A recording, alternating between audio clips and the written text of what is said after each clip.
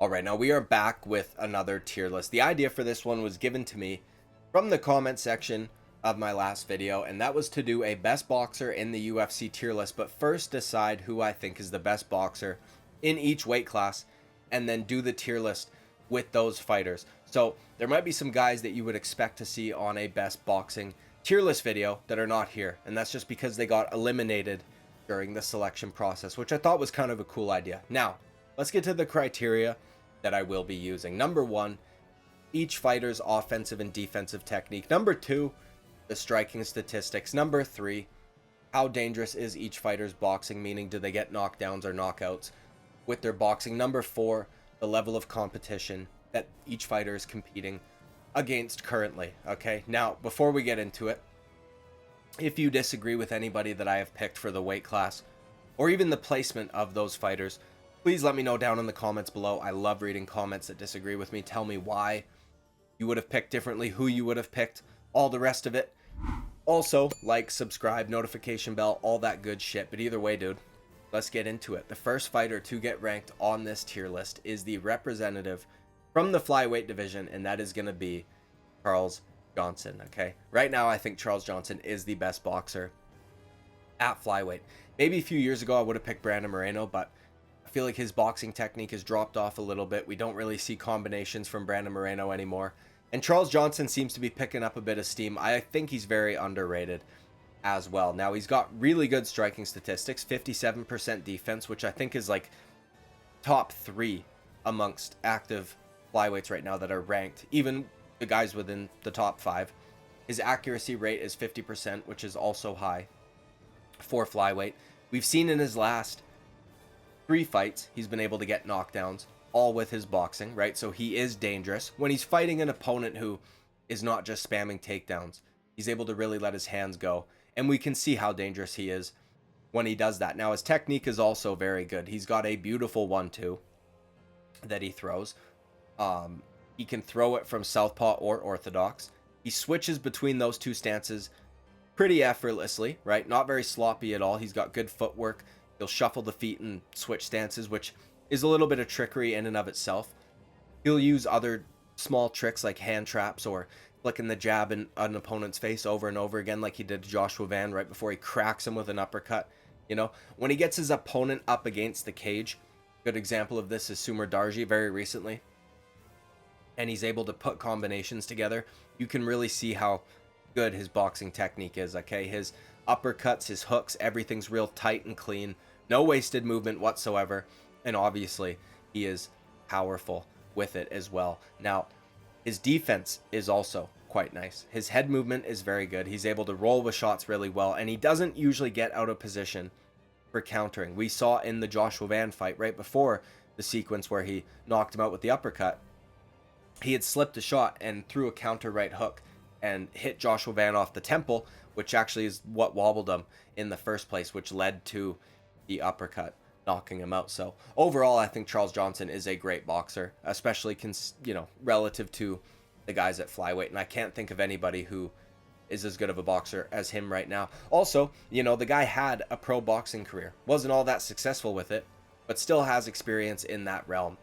Okay, I do find it a little strange, however, that Charles Johnson's got an Olympic tattoo in between his shoulder blades. So when I was doing research for this video, I started looking for an amateur record, and I didn't find one.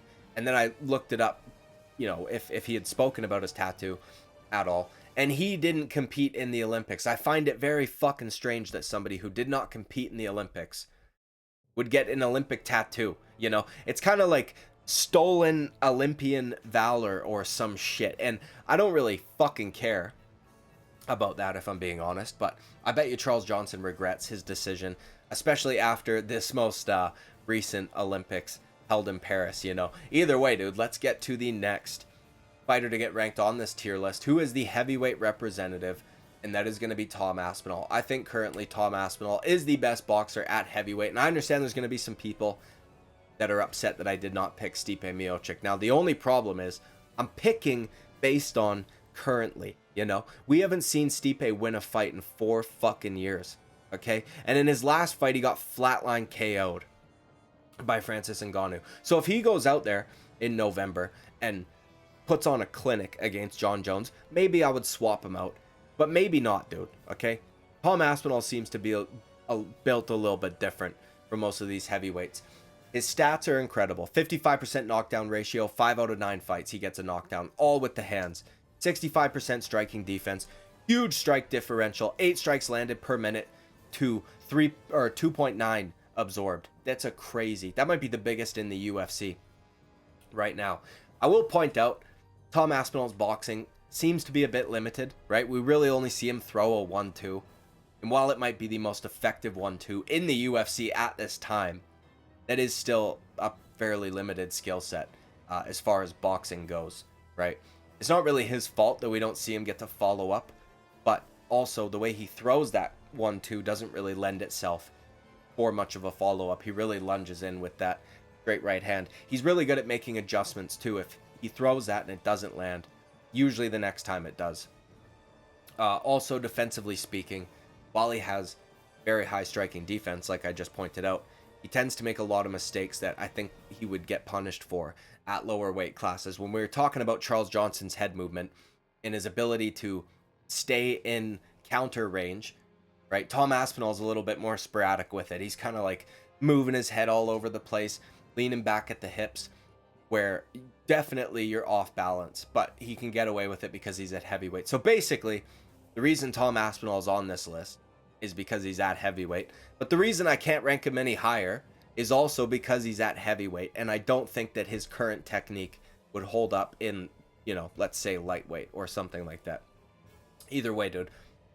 Let's get to the next fighter on this tier list. He is the middleweight representative, and that is Sean Strickland. Okay, now I think Sean Strickland is the best boxer at middleweight, but I do have some issues with his game that kept me from ranking him higher up on this list. Okay, I almost put him in the great boxer category, but a problem I have with him is kind of like Tom Aspinall. He's a little limited, at least with what we see him use in a fight setting.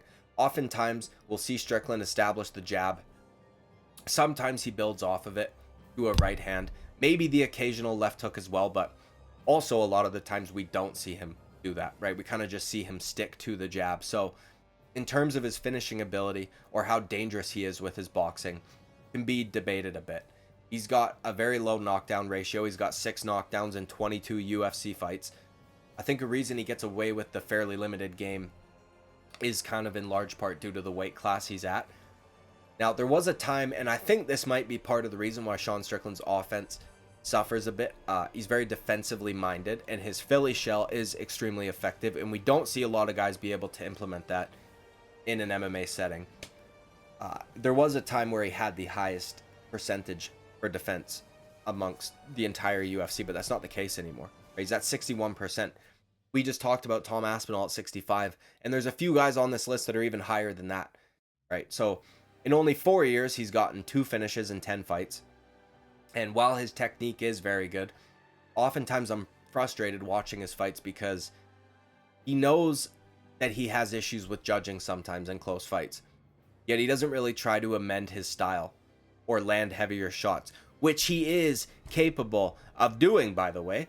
We've seen him, when he sits down on his right hand, hurt Israel Adesanya. We saw him finish Brendan Allen. We saw him finish Abus Magomedov. We saw him for the first 2 rounds bust up Dricus du Plessis' face. And then midway through that fight, he just kind of regressed back to throwing a jab and being very defensively minded. Now, one last thing I'll mention is his lack of mixing things up and going to the body. Sean Strickland is very much a headhunter, and we don't really ever see him dig a hook to the body or anything like that. We get no variety of combination from him, really, which is also something I dislike about his style. Now, later on in fights, too, this is something that we kind of see from him from time to time, is that in maybe rounds 4, rounds 5, his technique starts to go away a little bit, and we see a lot of arm punches from Sean Strickland. But at the very least, for the first 3 rounds, I mean, nobody in middleweight has a better jab than Sean Strickland, I think, right now. So, either way, dude, let's get to the next fighter on this list to get ranked, and that is the representative for the lightweight division, and that is Dustin the Diamond Poirier, okay? I think he is the best boxer at lightweight, and I would like to Here, if anybody disagrees, okay? I, you know, first of all, I don't want to hear the dumb arguments, though, about Dustin not being the best boxer at lightweight. Because sometimes I hear people say dumb shit like, well, Justin Gaethje knocked him out. How can he be better than him? Well, because we're talking about boxing, and Justin Gaethje knocked him out with a fucking head kick, guy, okay? That's one. And then I hear people say, well, Islam Makhachev outstruck him. Yeah, but that's because Islam Makhachev is also very good with his kicks. He landed a lot of knees in the clinch. And also the threat of the takedown is always there. And then those same kinds of people say shit like Max Holloway's the best boxer in the UFC. Listen, dude. You know, Max Holloway was right about one thing. We're going to find out October 26th, guys. Max Holloway is not the best boxer in the UFC. To be quite honest, I never thought he was. Because Dustin Poirier always existed. And Dustin Poirier outboxed Max Holloway. So I never understood how that narrative was out there. Anyways, okay, either way, dude, let's get into Dustin Poirier a little bit.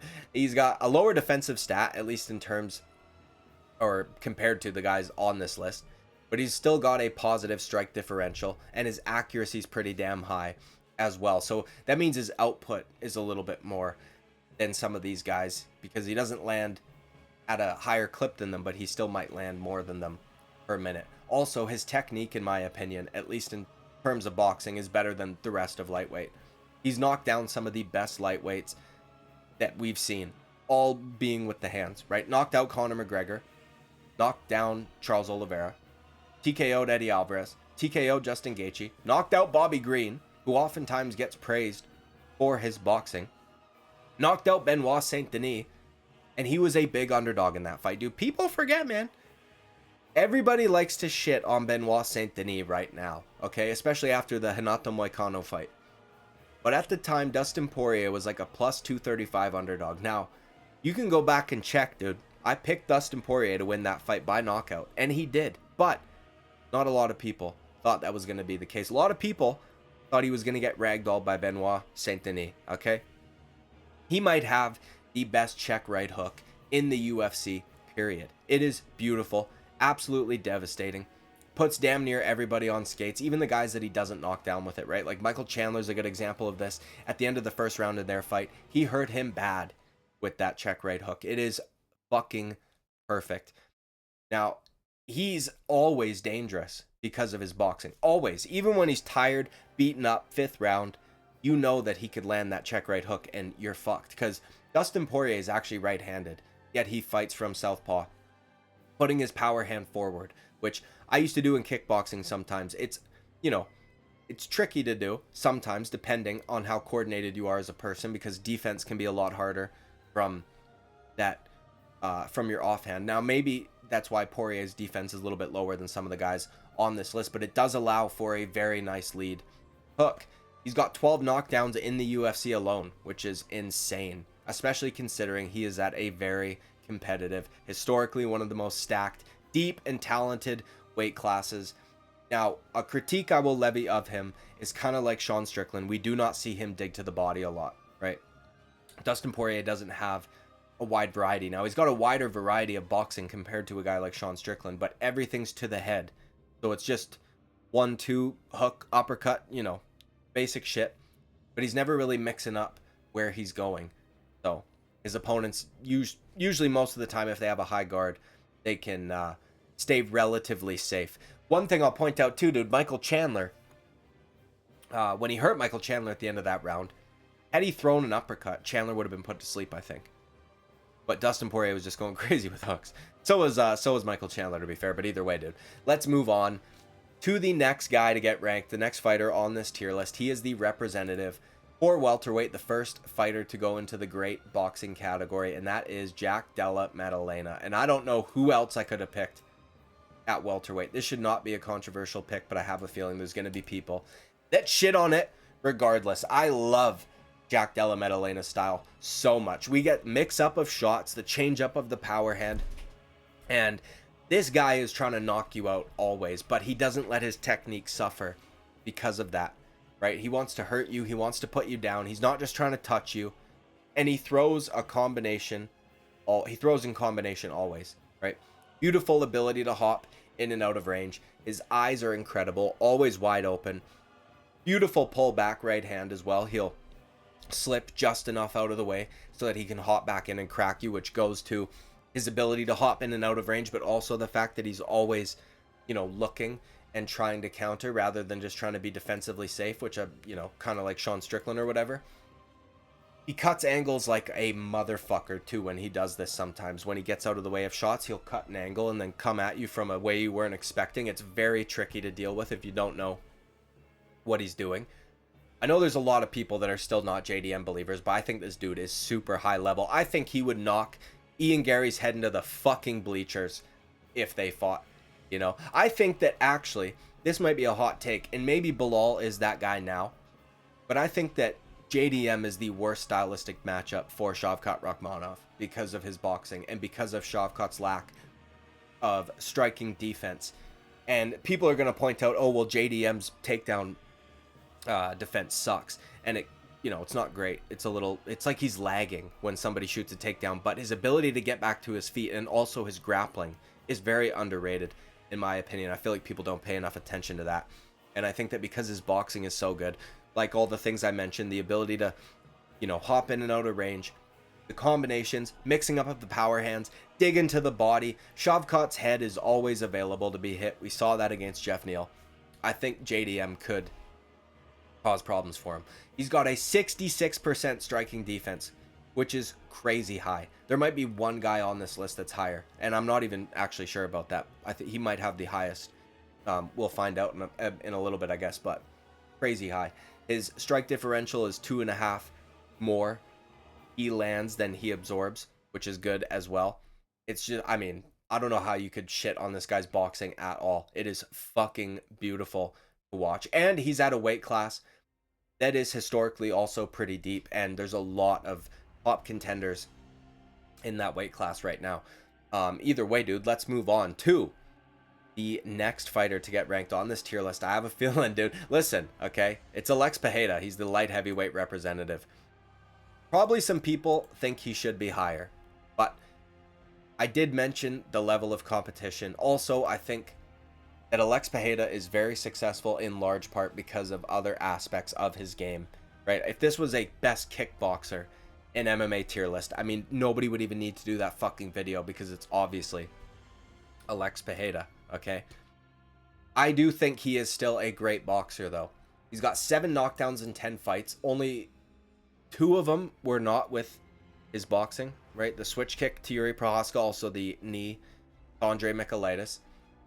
So a 70% knockdown ratio, 55% striking defense. Despite people try to act like Alex Pereira's got horrible defense and is available to be hit all the time. And while he's not got a stat like a Jack Della Maddalena or a Sean Strickland or a Tom Aspinall, 55% is high. And I think that his head movement is very underrated. His ability to roll with shots is very underrated. And like Jack Della Maddalena, his eyes are always open and he's always looking to counter. It's just that he can't hop in and out the way JDM does, because that's not really his style. Now, he might have one of the highest striking accuracies in the sport, 63%. Crazy fucking high. Crazy high, right? Like I said, beautiful slip and pull back right hand. We saw this in the Khalil fight. But he might have the best left hook we have ever seen in combat sports. At the very least in MMA. But also kickboxing, So, maybe you could think of somebody in boxing that has a better left hook. But in terms of effectiveness, how many people have a left hook that fucking destroys their opponent every time they touch them with it? Also, the setup that he uses to land that left hook is a boxing setup. He jabs to the body, which we don't see a lot of guys do. We see some guys use that. Some of the guys on this list use that, but Alex Pereira does it better than almost anybody. We've seen him land knockdowns using boxing counters. Got very good boxing feints. His combinations are beautiful. He mixes things up. He goes to the body as well. Now, usually the power is coming from that left hand. So he doesn't necessarily mix up the power hand as much, but when he's using that pull back right hand, like that hand can crack as well. So I think Alex Pereira's got fantastic boxing. We see him in videos sparring with pro boxers and shit. Now, like I said, the only reason I didn't put him up in amazing, 2 things. The level of competition that he's facing is not necessarily the best. Yuri Prohaska doesn't have a whole lot of striking defense.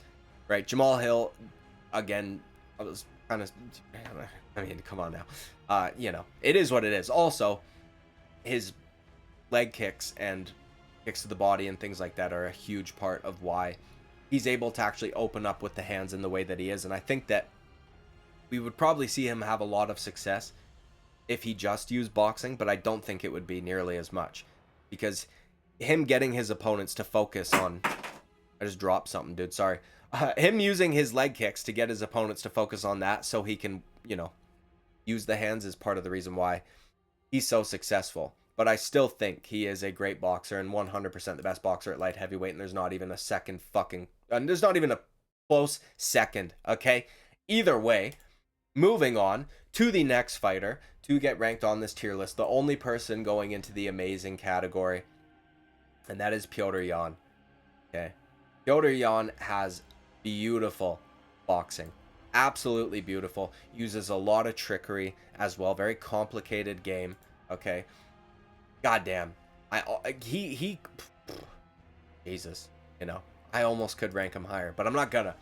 Very high striking defense, very high accuracy at an extremely competitive division. Positive strike differential, but, you know, technically speaking, just beautiful boxing that he has modified to work for MMA, right? Basically, perfectly against just a couple of opponents. Basically one opponent in Merab. I thought he won the second Aljo fight. He beat the fuck out of him the first fight. The only guy that's really beat Petr Yan and outstruck him was Merab, you know, and it was because of the takedown as well, obviously. He's got 10 knockdowns in 13 fights, so he is very dangerous. And in a way, this guy has become the next Dominic Cruz, because no one from Alpha Male can beat this guy, which is funny, I think. Teruto Ishihara, a lot of you might not even know who that guy is. He got cut a long time ago, but he was an Alpha Male fighter. Uriah Faber obviously got fucked up by Petr Yan. One of the knockdowns of the three were with the hands, but there was obviously the high kick, and also he landed a fucking beautiful elbow in tight as well that sat Uriah down. And then most recently, Song Yadong, who he outboxed basically for 3 rounds, which was a beautiful performance. He wasn't able to knock him down, but great performance. And Song Yadong is very dangerous in his own right, but he's got fantastic little tricks that he plays. The hand trapping, the switching stances mid combination, which allows him to extend his reach, as he is, you know, kind of a smaller guy. But he'll grab a hold of your hands like he's hand fighting, let's say from southpaw, and then he hits you with the jab lightning fucking fast because it's already at your face, basically. And then he steps through with the rear hand from southpaw into orthodox while hitting you with the left hand as he does it. And then sometimes he'll even extend and throw another right hand after that. Beautiful shit. His defense, very high guard, but still protects the body, right? He's also added non-traditional boxing techniques, or at least techniques with the hands that you wouldn't see in a boxing setting, like spinning back fist and shit like that, which we saw against Corey Sandhagen, where he hit Corey with the spinning back fist and then dropped him, I think with the follow-up, it was, I think, a right hand. Either way, very good at rolling with shots, good at deflecting. Like I said, the very high guard still protects the body. He'll also go to the body with his combinations, which I fucking love, as I've made very clear throughout the course of this video. His fight with Jose Aldo, I believe, has aged incredibly well in terms of his boxing. Like, this was at a time, after this fight, people thought Jose Aldo needs to retire. That's like what everybody was saying, you know, because Petr Yan beat the fuck out of him so badly. Outstruck him in every round except for one. But Jose Aldo proved everybody wrong, went on to have really good fights with new guys in the bantamweight, like young up-and-comers, right? Beat Jonathan Martinez, in my opinion, should have beat Mario Bautista.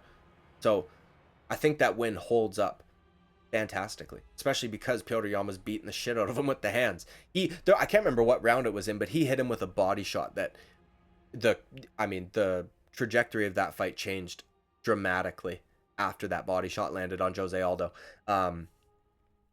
Yeah, very dangerous. Now, he's not got like the touch of death, but the fact that he's got so many knockdowns in his UFC career is pretty fantastic. Although some of those knockdowns, it's like multiple per fight.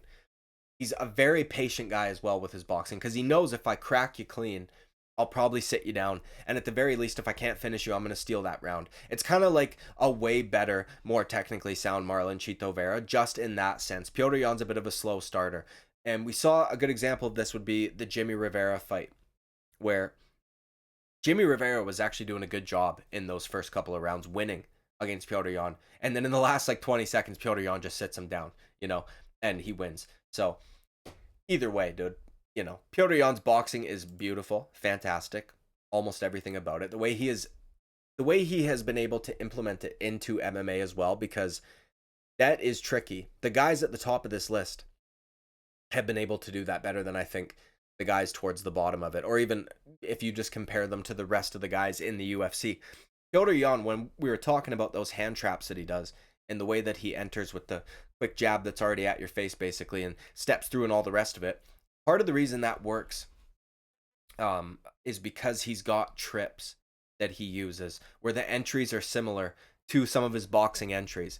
So he'll hit you with one of those, like a trip early on in the fight, and then you don't know what's coming after that. Or he'll hit you with the combination, and then he'll hit you with a trip later, and then the next time he enters like that, you've got no clue what he's gonna do, So either way, dude. And I would love to see Petr Yan be able to fight, or at the very least spar, who is the best boxer in the UFC, and that is Ilia Topuria. I think that if Petr Yan is small, but I don't think he's too small that he couldn't have a good sparring match with Ilia Topuria. Either fucking way, dude. Let's get to Ilia. 64% defense, 6 knockdowns out of his 8 fights. That's 75% knockdown ratio, and those don't come from one in multiple fights, because usually if this motherfucker is sitting you down, that's a wrap. This motherfucker is, in my opinion, pound for pound, the most dangerous boxer in the UFC, and he's got beautiful technique to back it up. Now, I do want to point out a few things about his game that make his boxing so effective. His strike accuracy is not actually as high as I thought it was. I thought it would be higher, but it doesn't matter because the power is what makes his boxing so effective. And also, when he does land, he puts it usually on your chin or in an area that is going to shut your lights off, Now, something that allows him, kind of like Petr Yan, to be so effective is the fact that he's a very talented grappler. When he hurt Max Holloway, we saw him after he landed the the straight right hand to Holloway's chin. Holloway wobbles, backs up on the fence, and then he unloads on Holloway. Holloway gets out of that situation and tries to circle out and go across the cage. Ilia Topuria chases him down, and before he lands the finishing sequence, he feints a takedown. And it worked because he had taken down Holloway earlier in the fight, and then Holloway's like, fuck, what's he gonna do? And then he's able to open up with the hands after that. So, the best boxers we see in the UFC are, in my opinion, because they are good at other things as well. And it allows them to focus on boxing in a fight more so than maybe some of the other guys. Now, despite the lower, albeit it's still high, but lower strike accuracy, right? He has a positive differential, which means his output is pretty high as well. And I think that reason for him landing more than his opponents, even if his striking accuracy is not the best, is because he's so fucking fast. And he throws in combination. So he'll throw a 2-3 punch combination by the time his opponent throws one back.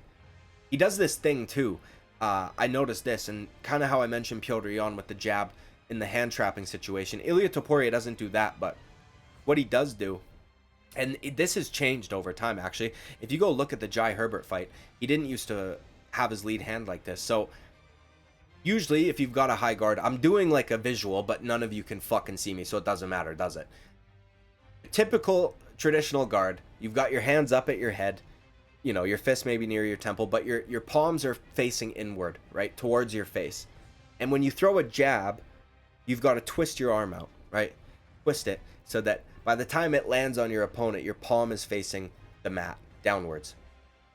Ilia Topuria, at least in the Max Holloway fight, had his lead hand out in a way where it was like at about chin height, and his palm was already facing the mat. His palm was pointing down. So what this allowed him to do was his shoulder could be defensive or his chin. If Holloway was to throw something from that side, he could shoulder roll and defend his chin and not have to have his hand there.